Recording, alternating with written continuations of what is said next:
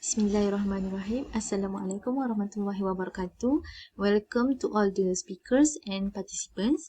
So today I will be presenting my study together with Daniel Aiman on title PULP Morphology and Age Determination, Investigating Permanent Mandibular Molar in Adult.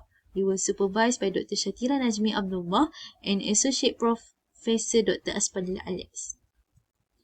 Basically, this is my content for today. So as introduction, in natural disaster or accident, it usually affecting many victims, with some of them being diseased or hard to identify.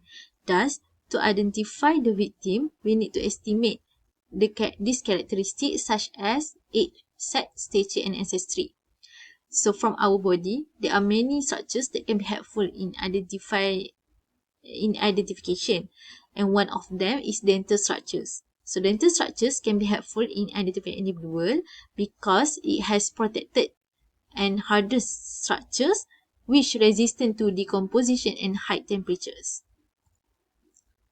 So the first permanent molar are the most significant teeth in terms of function and development. Also, it is playing a critical role in occlusion. And why we choose posterior teeth rather than anterior, it is because the anterior teeth is more likely to be cracked in trauma accident. This is based on Kaushal et al. 2003. Therefore, in this study, we readily choose posterior teeth. From Punch by 2011, it says that radiological assessment of the reduction in the size of the pulp cavity can be utilized for estimating the age of the adults. Geometric morphometric method was used in the study. This method is employ landmarks to investigate the morphospace of the object. So this method was used to represent shape which requires multiple points, linear, spatial of area, and volumetric variables. So for dental panoramic tomography, it provides overall image of the mouth and thorough assessment of the teeth and the jaw. So the DPT images will cover many structures of mouth and teeth and also allow the objective and reproducible collection of 2D images for the analysis of human variation. So problem statement of the study is focusing on geometric morphometric method, which this method has more advanced statistical analysis with visualization of shape and its variation as end product.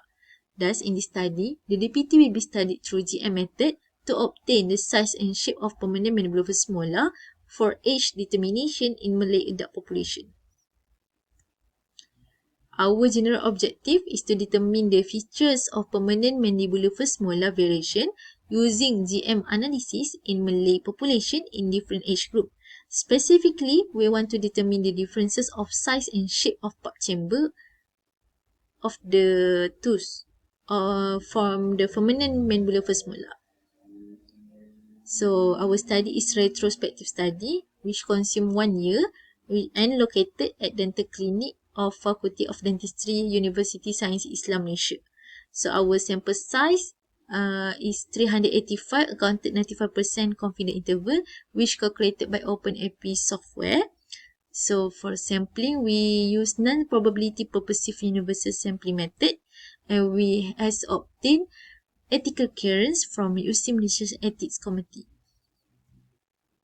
So this is sample size calculation using OpenAP software, where with confidence level 95%, we take 385 sample size and round it to 400. So our study will be include subjects aged between 18 to 30 years old with Malay ethnicity and presented with some permanent mandibular molar. And this study will exclude patient with missing permanent mandibular molar and non-Malay, and also presented with caries or restorative of the teeth on the teeth. So for the flowchart of our study, starting with collection of 400 DPT data, and they continue to classify them into 2 age group, which group A consists of 18 to 22 years old and group B is 23 to 30 years old. And then continue with intra and inter-observer error test, and apply 8 landmarks on the DPT using TPS D2 software, and then continue with shape analysis in MorphoJ, which consists of 5 analyses, which I will be explain one by one after this, and then produce a result which variation of size and shape of part chamber of permanent mandibular first molar. So this is from TPS D2 software, where we insert the DPT and apply 8 landmarks on the landmarks. So this consists of 8 landmarks, starting with apex of mesial root and end with floor of the part chamber.